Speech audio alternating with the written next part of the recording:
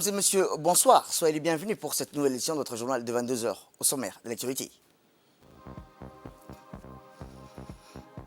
À la une de l'actualité nationale, le chef de l'État, son Excellence Ismaël Omar Guelleh, a présidé la deuxième séance du Conseil des ministres en cette année 2023. Et enfin, dans l'actualité internationale, sport, le grand retour de Novak Djokovic à l'Open d'Australie. C'était les titres. Merci si vous nous rejoignez. Sous la présidence du chef de l'État et chef du gouvernement, son Excellence Ismaël Omar Guelleh, s'est tenue aujourd'hui la deuxième séance du Conseil des ministres en cette nouvelle année 2023, où 3 questions étaient inscrites à l'ordre du jour. La première question concernait un projet de loi portant ratification de l'accord de financement entre la République de Djibouti et la Banque islamique de développement. Il était question aussi d'un projet de loi portant ratification de l'accord de financement entre la République de Djibouti et la Banque mondiale pour le logement abordable à Djibouti. Écoutons le porte-parole du gouvernement. Bismillah ar-Rahman ar-Rahim.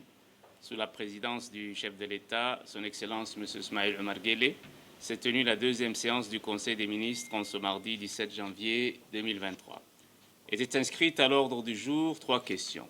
La première question concerne un projet de loi portant ratification de l'accord de financement entre la République de Djibouti et la Banque islamique de développement dans le cadre de la mobilisation de financement pour la mise en œuvre du programme Zéro bidonville. Le gouvernement djiboutien a obtenu auprès de la Banque islamique de développement donc une enveloppe financière de 2,665 milliards de francs Djibouti à des conditions concessionnelles pour étendre les activités du programme Zéro bidonville. Cette première enveloppe permettra de lancer les opérations de restructuration et de mise à niveau des quartiers historiques tels que Djagaboldouk, au quartier 7 de la commune de Boulaos, et qui fait partie des quartiers précaires et insalubres ciblés par le programme Zéro bidonville. Ainsi, il est prévu des investissements physiques dans les quartiers précaires pour améliorer considérablement les conditions de vie et d'habitat des habitants de ces quartiers. Par ailleurs, face à l'expansion de la ville de Djibouti, confrontée à de nouveaux défis liés au changement climatique, le projet financera l'élaboration d'un nouveau schéma directeur d'aménagement urbain pour répondre à ces nouveaux défis sur une période de 10 ans. À terme, ce financement contribuera à améliorer considérablement les conditions de vie et d'habitat des populations djiboutiennes vivant dans la zone de Djagaboldouk et dans la ville de Djibouti. La deuxième question est relative à un projet de loi portant ratification de l'accord de financement entre la République de Djibouti et la Banque mondiale pour le logement abordable à Djibouti.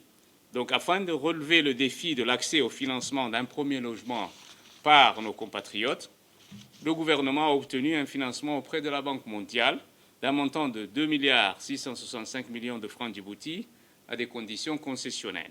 L'objectif attendu de ce projet est d'élargir l'accès au financement du logement abordable pour les populations des catégories sociales et économiques les plus vulnérables. Les principales composantes de ce projet sont la capitalisation d'une dotation financière au sein du Fonds de garantie de Djibouti pour garantir l'accès au financement hypothécaire pour une large majorité de ménages disposant d'un revenu mensuel entre 80 000 et 300 000 francs et souhaitant accéder à la propriété. Grâce à ce mécanisme, il est attendu de garantir environ 2 000 crédits hypothécaires pour permettre à 2 000 ménages d'accéder à un logement abordable. La deuxième composante relève donc de la mise en place d'une dotation financière pour financer par le biais d'un mécanisme d'autoconstruction assistée la construction d'un logement abordable pour les ménages sociaux disposant d'un revenu mensuel de moins de 80 000 francs Djibouti. La troisième composante de ce projet est basée sur la mise en place d'une assistance technique et le renforcement des capacités des acteurs publics et privés de la chaîne de valeur du secteur du bâtiment en coordination avec la Chambre de commerce de Djibouti. La mise en œuvre du projet de financement de logements abordables aura certainement un impact social et contribuera à améliorer l'accès à un logement abordable à plus de 2700 familles djiboutiennes. Il aura également une incidence positive sur l'économie nationale à travers la création d'emplois et les opportunités d'affaires pour le secteur privé et du secteur du bâtiment.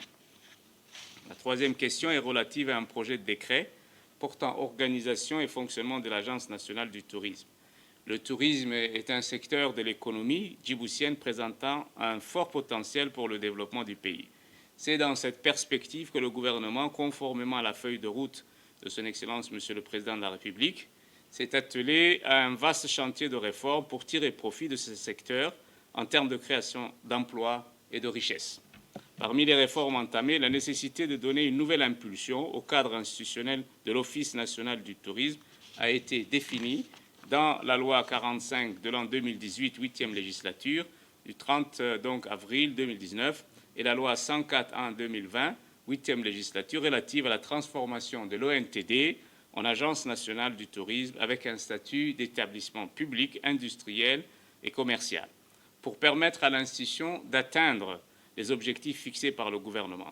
Le présent projet de décret permet donc de définir la nouvelle architecture organisationnelle de l'Agence nationale conformément aux orientations majeures définies dans le schéma directeur de développement, notamment les différentes structures distinctes mais complémentaires qui explicitent donc ce schéma. Le présent projet de décret permettra donc à l'ANT de mettre en œuvre un cadre stratégique ambitieux permettant au secteur du tourisme d'être un levier de lutte contre la pauvreté pour la création d'emplois et de richesses pour la population. Autre actualité dans ce 22 heures, le symposium scientifique présentation intitulé Djibouti Friendly Mosquito Programme s'est tenu aujourd'hui en présence du ministre de la Santé au Sheraton Hotel. Des partenaires nationaux et internationaux et des chercheurs ont présenté une technologie innovante de lutte contre le paludisme à Djibouti. Cette initiative, portée par le président de la République, son Excellence Ismaël Omar Guelleh, consiste à développer dans notre pays, en collaboration avec la société Oxitec, une technologie d'auto-limitation du vecteur de la maladie. Pour rappel, le paludisme, c'est un problème à deux principaux acteurs, le réservoir humain infecté et le vecteur moustique Anopheles, qui propage l'infection. Malgré la disponibilité continue des traitements et des tests, Djibouti a connu ces dernières années une augmentation drastique des cas de paludisme. Cette augmentation est due au consensus scientifique international imputable à un nouveau vecteur, Anopheles staphylococcus d'originaire d'Asie du Sud-Est, particulièrement compétent dans la transmission de la maladie en comparaison avec le vecteur connu ou historique, Anopheles arabicens. Ce vecteur a été décrit pour la première fois en Afrique, en Djibouti, en 2013, a depuis gagné la région de la Corne de l'Afrique pour arriver à l'ouest au Nigeria, causant partout des flambées de cas de paludisme et menaçant le succès acquis durant des années d'avancée dans la lutte antivectorielle. De ce fait, les interventions traditionnelles luttent contre le vecteur telles que la pulvérisation spatiale, la pulvérisation intradomiciliaire et la destruction des gîtes larvaires nécessitent l'apport d'interventions innovantes, sûres pour la santé de la population et durables. Ainsi, la République de Djibouti s'est rapprochée de la société Oxitec qui développe aux États-Unis et au Brésil cette technologie d'auto-limitation du vecteur de la dengue d'Aedes qui est aussi très présent à Djibouti, surnommant à Djibouti des moustiques commando, car apparence des tenues camouflage. Avec une suppression à plus de 95% du vecteur, ces mémorandums de collaboration entre Djibouti et Oxitec ayant été signés en 2021, les deux parties développant depuis lors la Djibouti Friendly Mosquito ou moustique allié de Djibouti. Pour mettre en place une solution biologique pour combattre les moustiques et donc le paludisme. Et le ministère de l'Environnement a été associé dès le début à ce programme. Et nous sommes heureux aujourd'hui de participer à l'atelier de lancement de ce projet. Et je suis sûr que ce projet va contribuer durablement à la réduction du paludisme dans notre pays. Il s'agit par l'insertion d'un gène chez les moustiques mâles qui transmet à la génération suivante l'incapacité à produire des moustiques femelles qui sont responsables de la transmission de la maladie.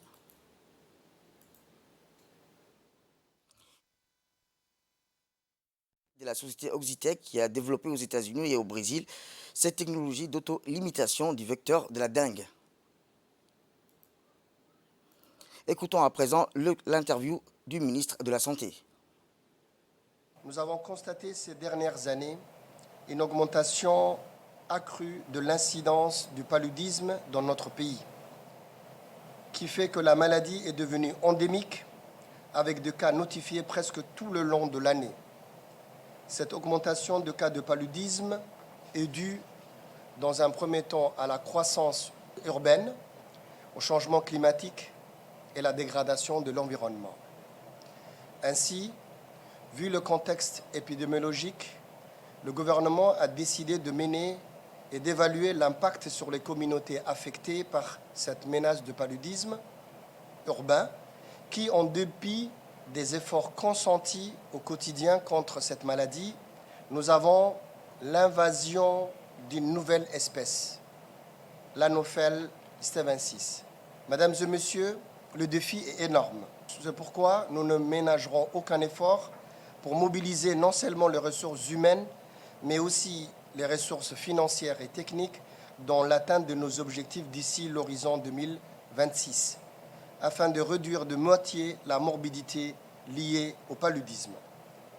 Dans la stratégie de lutte contre le paludisme, le ministère de la Santé, à travers le programme et surtout la direction des programmes de santé prioritaires, l'Institut national de santé publique, mais également le programme de lutte contre le paludisme, tous ces départements mènent une lutte acharnée contre les vecteurs par la pulvérisation intradomiciliaire, la destruction des gîtes larvaires, la distribution de moustiquaires imprégnés, la pulvérisation spatiale.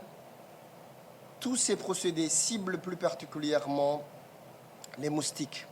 Mesdames et messieurs, comme vous le savez, Djibouti se joint aux efforts internationaux menés dans le cadre de la lutte contre le paludisme en collaboration avec la société Oxitec, un programme ambitieux. La société Oxitec est un partenaire spécialisé dans la technologie de type Gene Drive qui permet de limiter la propagation des vecteurs, mais aussi un développeur de solutions biologiques mondiales pour lutter contre les maladies vectorielles. Voici les propos du conseiller du président de la République lors de ce symposium scientifique de présentation intitulé Djibouti Friendly Mosquito Programme. C'est un projet innovant de la lutte contre le paludisme. Comme vous savez, le paludisme a connu à Djibouti un nouveau vecteur qui s'appelle Anophel stevensis, qui est très invasif, qui est adapté au milieu urbain et que nous avons besoin de vraiment avoir une approche innovante. Il y avait avant les anciennes interventions telles que les insecticides, la gestion des gîtes larvaires, mais comme c'est un moustique très invasif, nous devons anticiper sur son développement et protéger notre population. Donc, en quoi consiste cette technologie? C'est une technologie qui intervient sur le cycle de reproduction du moustique. Vous savez, c'est le moustique femelle qui pique. Dans cette technologie, nous insérons un gène qui arrête la reproduction et l'arrivée dans les prochaines générations de moustiques femelles, ce qui contribuera à la suppression du vecteur en République de Djibouti. C'est vraiment un projet qui est ambitieux et ça va être une première dans le monde en ce qui concerne l'Anophel. C'est un projet qui existe dans des pays comme le Brésil, comme les États-Unis, mais qui est fait sur un autre vecteur qui s'appelle l'Aedes et qui transmet la dengue et le chikungunya. Et nous allons développer cela aussi à Djibouti. Nous sommes vraiment, vraiment ravis d'être initiateurs de ce projet en Afrique. C'est vraiment un projet avant-gardiste. Autre actualité dans ce 22 heures, c'est aussi le président de la région somalienne de Jubaland, M. Ahmed Mohamed, qui en visite de travail de quelques jours à Djibouti, s'est rendu aujourd'hui au chef-lieu de la région d'Arta. Le président de Jubaland, accompagné d'une forte délégation de son ministère et de son ministre du Commerce, s'est rendu directement au terrain de Sable Rouge, lieu où s'est tenue la conférence de réconciliation entre les Somaliens et l'accord de paix qui a été signé en 2000. Accueilli chaleureusement par les autorités de la région, le préfet de la région, Mohamed Cheikh Hassan, et le président du conseil régional, Elmi Bouh Goudoua. Ils ont souhaité la bienvenue au président et sa délégation. Après le départ de mémoire, la délégation du président ont visité le centre de formation au métier de l'hôtellerie et du tourisme, le Sunihil d'Arta, autour d'un déjeuner convivial offert par les autorités de la région. Le président de la région somalienne de Jubaland remercie les autorités de la région ainsi que les habitants de la région d'Arta pour leur accueil et leur gratitude envers le peuple et au gouvernement.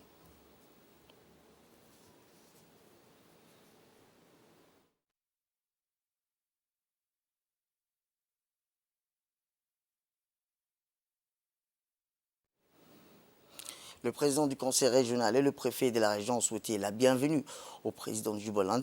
Puis ils ont rappelé que cette conférence n'a pas été soutenue par les bailleurs de fonds. Nous avons organisé, a-t-il dit, avec notre propre ressource et avec la détermination du chef de l'État, son Excellence Ismaël Merguele. Il a rappelé que dans un futur proche, un musée sera construit ici pour la mémoire de cette histoire.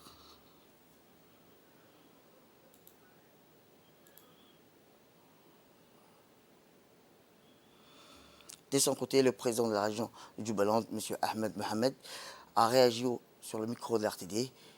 Il a rappelé qu'il est vraiment heureux de venir à la ville d'Arta, notamment le lieu où s'est tenue la conférence de réconciliation entre les Somaliens.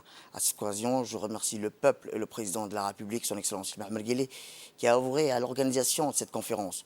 En poursuivant son intervention, le président du Jubaland a indiqué que dans un futur proche, un musée sera construit ici pour la mémoire de cette histoire qui nous a marqués ensemble, a-t-il rappelé. J'espère pour les Djiboutiens plein de succès, a-t-il rappelé. J'ai visité les infrastructures portuaires de la République de Djibouti qui sont les meilleures de la région, a-t-il conclu. Et ce communiqué qui nous est parvenu, le ministère de la Culture, de l'Eau, de la Pêche, de l'Élevage et des Ressources halieutiques, en concertation avec le ministère de la Santé, informe la population que la campagne de démoustication par pulvérisation aérienne va continuer encore 2 jours. Aujourd'hui, qui s'est tenue à Tadjouraville, et demain à Obokville, et enfin jeudi, la 2e rotation à Djibouti, ville basse. Fin de communiqué. La Semaine nationale de solidarité qui tient toujours à Ali Sabi à Guestir, où la ministre des Affaires sociales et de la solidarité, Mme Hulfa Ismaël Abdo, s'est rendue hier dans la localité rurale frontalière de Guestir, dans la sous-préfecture de Ali Adé. La ministre était accompagnée de son déplacement par les hauts cadres de son département, qui nous ont accueillis sur place par le préfet de la région d'Ali Sébié, Moussa Aden Migeni, et les habitants du village de Guestir. La délégation a ensuite rejoint la tente aménagée pour rencontrer et échanger avec la communauté de Guestir. Dans le cadre de la semaine de la solidarité, son département organise des consultations non seulement au niveau des chefs-lieux, mais aussi dans les zones reculées, pour s'informer de la situation sur place et informer le public sur les actions sociales. Ainsi, les hommes et femmes de Guestir ont répondu au nombre, on appelle, des autorités pour faire part de leurs doléances et partager leurs attentes avec la ministre des Affaires sociales et de la solidarité, Mme Hulfa Ismaël Abdo. Eh bien, prenons la parole. Les habitants de Guestir ont parlé de leurs préoccupations en mettant l'accent sur les appuis qu'ils espèrent du ministère. La localité de Guestir est une zone agricole. Selon les agriculteurs, il existe 20 grands périmètres agricoles répartis entre 150 personnes.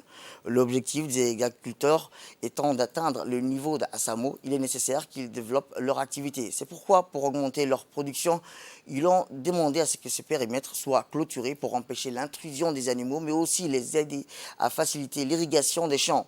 En plus de la question liée au programme d'assistance sociale de santé, le PASS, les femmes du village ont quant à eux rappelé qu'elles disposaient d'une caisse commune qui aujourd'hui ne dispose pratiquement plus de fonds. Elles ont sollicité le soutien du ministère des Affaires sociales et de la solidarité pour redynamiser leur caisse. Ainsi, il a rappelé que le nombre d'agriculteurs dans le district est estimé à plus de 150. Il a également indiqué que selon les agriculteurs avaient besoin des générateurs pour irriguer les fermes et pour augmenter la production. D'autre part, l'une des habitants de la localité a déposé des doléances liées à la carte d'assurance maladie et a demandé aux autorités concernées de fournir cette importante carte. Eh bien, pour sa part, le député de la région, Abdou Sikié, a remercié les habitants de Guestir pour l'accueil chaleureux, soulignant l'importance tangible de la visite de la ministre des Affaires sociales et de la solidarité dans la région. Il a affirmé que cette visite s'inscrit dans les cadres de la politique du président de la République, son Excellence Ismaël Merguele, et des efforts de son gouvernement pour répondre aux besoins de sa population, notamment en ce qui concerne l'approvisionnement en eau, ainsi que les établissements de santé et d'enseignement. Très loin, le député a rappelé que le gouvernement ne ménage aucun effort pour répondre aux besoins de ses citoyens, en particulier dans les zones rurales. Le rôle du Parlement, a-t-il rappelé, est de transmettre les doléances de la population au gouvernement et de suivre la mise en œuvre des divers programmes, a souligné le député.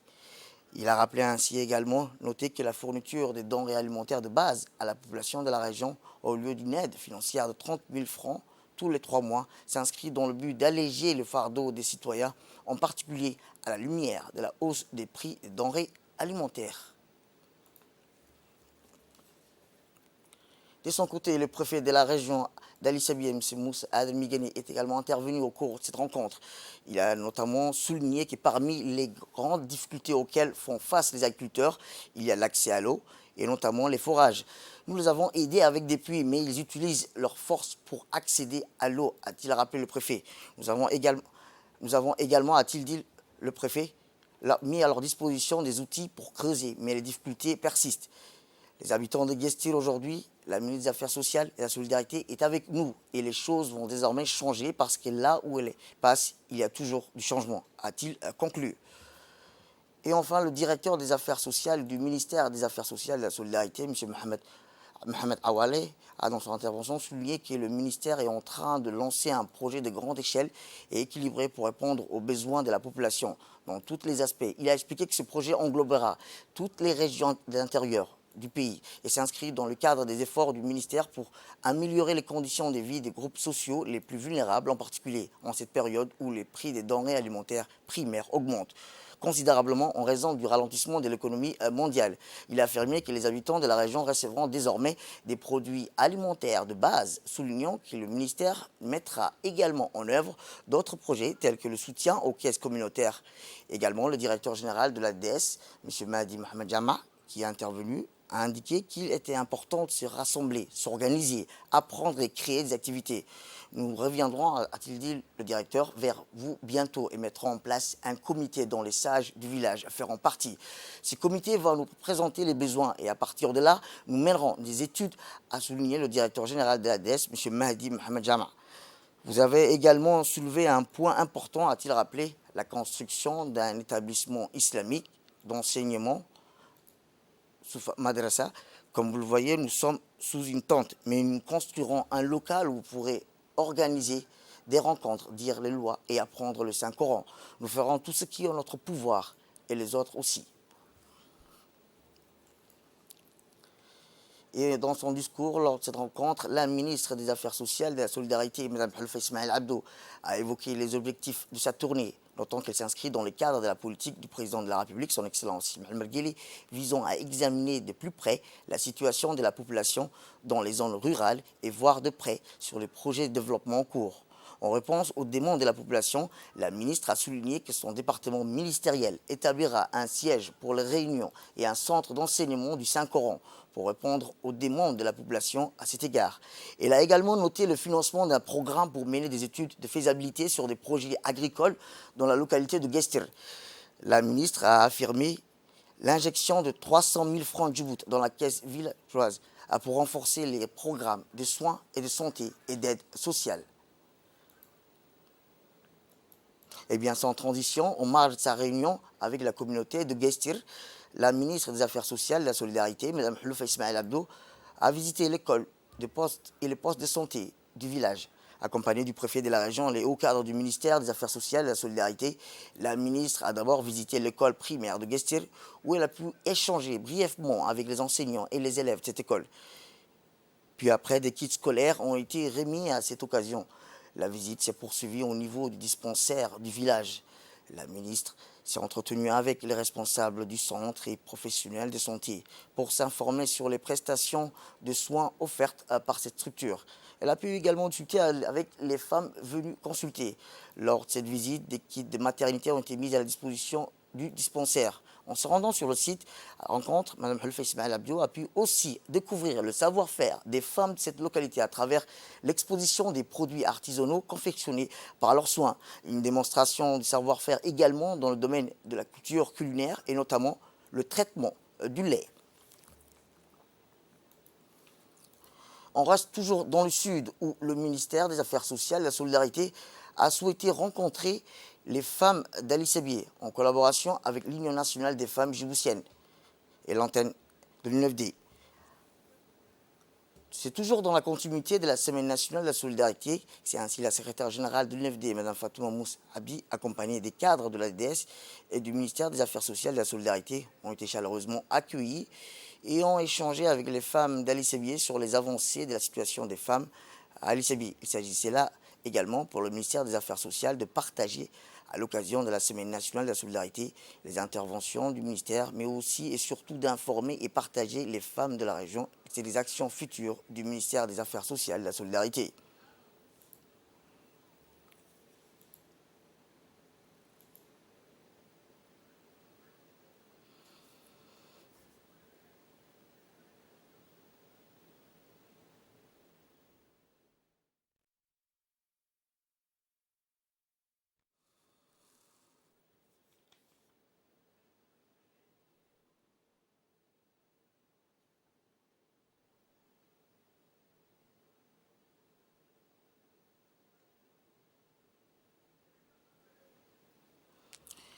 Direction Abu Dhabi plutôt, au terme des travaux de la 13e session de l'Assemblée IRENA organisée à Abu Dhabi, aux Émirats Arabes Unis.